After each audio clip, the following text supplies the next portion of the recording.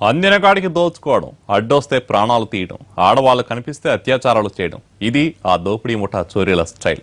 వాళ్ళంతా కరడుగట్టిన దొంగలు. యూపీలో ఆ గ్యాంగ్ పేరు చెప్తేనే జనం భయపడిపోతారు.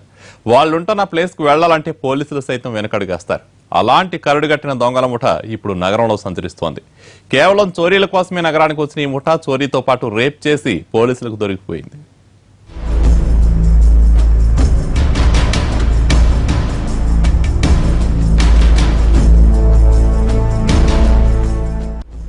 అది హైదరాబాద్ శివారులోని గడ్డిపేట దగ్గర ఉన్న ఫామ్ హౌస్. ఈ ఫామ్ హౌస్ కేర్ టేకర్ గా ఓ ఫ్యామిలీ ఉంటోంది. ఈ నెల 14న తెల్లవారుజామున ఫామ్ హౌస్ లోకి ఇద్దరు దొంగలు వచ్చారు. ఇంట్లో ఉన్న ల్యాప్టాప్ తో పాటు 3 ఖరీదైన సెల్ ఫోన్లు దొంగిలించారు. మరిన్ని విలువైన వస్తువుల కోసం వెతుకుతుండగా ఓ బాలిక దొంగలు వచ్చారని గుర్తించింది. బాలికకు కత్తి చూపించి అరవకుండా నోరు మూసేశారు దొంగలు. చోరీ తర్వాత ఫామ్ హౌస్ కు 200 మీటర్ల దూరంలో ఉన్న చీకటి ప్రాంతానికి తీసుకెళ్లారు. బాలికను చూడగానే కామాంధుడు బయటకొచ్చాడు. ఒకడు అమ్మాయిపై అత్యాచారానికి పాల్పడితే మరొకడు తన వెకిలి చేష్టలతో బాలికను వేధించాడు. ఆ దుర్మార్గులు వెళ్లిన కొద్దిసేపటికి పాప ఏడ్చుకుంటూ వచ్చింది. ఒంటిపై రక్తపు మరకలు, గాయాలతో ఉన్న బాలికను చూడగానే సెక్యూరిటీ గార్డ్ ఫామ్ హౌస్ యజమానికి చెప్పారు. బాధితుల ఫిర్యాదుతో పోలీసులు రంగంలోకి దిగారు. ఇన్వెస్టిగేషన్ లో పోలీసులకు ఒక్క క్లూ కూడా దొరకలేదు. సైబరాబాద్ ఎస్ఓటీ పోలీసులను రంగంలోకి దింపారు ఉన్నతాధికారులు. దొంగతనం చేసిన ఫోన్ల సిగ్నల్స్ ఆధారంగా పోలీసులు ఇద్దరు నిందితుల్ని గుర్తించగలిగారు. వారిని అదుపులోకి తీసుకుని విచారిస్తే భయంకరమైన నిజాలు బయటపడ్డాయి. ఉత్తరప్రదేశ్ కాన్పూర్ జిల్లాలోని జీవిటీ గ్యావ్, బిల్హోవారు గ్రామాలకు చెందిన జితేందర్ పాల్ అలియాస్ బబ్లు పాల్, అరుణ్ శర్మలు ఇద్దరే ఈ ఘాతకానికి ఒడిగట్టారని తేల్చారు పోలీసులు.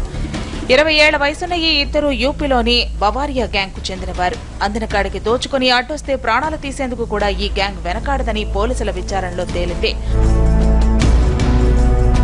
గతంలో ఈ ప్రాంతంలో పనిచేసిన వీరిద్దరికీ లొకేషన్స్ పై అవగాహన ఉండటంతో ఫామ్ హౌస్ ను చోరీకి ఎంచుకున్నారు. ఫామ్ హౌస్ లో బాలికపై అత్యాచారం, చోరీ చేసిన ఈ ఇద్దరు మరుసటి రోజు గండిపేట సమీపంలో తాళం వేస్తున్న మరో ఇంట్లో 70,000 నగదు దొంగిలించారు. పరారయ్యేందుకు ప్రయత్నిస్తున్న టైంలోనే పోలీసులకు చిక్కారు. ఈ రేప్ ఏదైతే అఫెన్స్ ఉందో, రాబరీ కమ్ రేప్ చేసిన తర్వాత మళ్ళా నెక్స్ట్ డే కూడా వీళ్ళు ఒక దగ్గర అఫెన్స్ చేయడం జరిగింది. చేసిన తర్వాత ఆ తర్వాత వీళ్ళు మళ్ళీ ఇంకెక్కడ అఫెన్స్ చేయకుండా వెయిట్ చేస్తున్నారు. అంటే పోలీస్ మళ్ళీ ట్రాక్ చేయకుండా వీళ్ళు ఎక్కడైనా పోలీస్ మళ్ళీ కామ్ అయిపోతే మూమెంట్ కూడా ఎక్కువ కనిపించడంతో ఆపేసినారు. అంతకు ముందు వీళ్ళు చిన్న చిన్న దొంగతనాలు చేసినట్టు ఒప్పుకుంటున్నారు. సైబరాబాద్, హైదరాబాద్ లో డేంజరస్ బవారియా గ్యాంగ్ మెంబర్స్ తిష్టవేశారని తేల్చిన పోలీసులు కరడుగట్టిన ఈ నేరగాళ్లను కటకటాలోకి పంపిస్తామంటున్నారు. యూపీ, బీహార్లకు చెందిన ఈ ముఠాలపై అక్కడి పోలీసుల నుంచి ఇన్ఫర్మేషన్ తీసుకుంటున్నారు.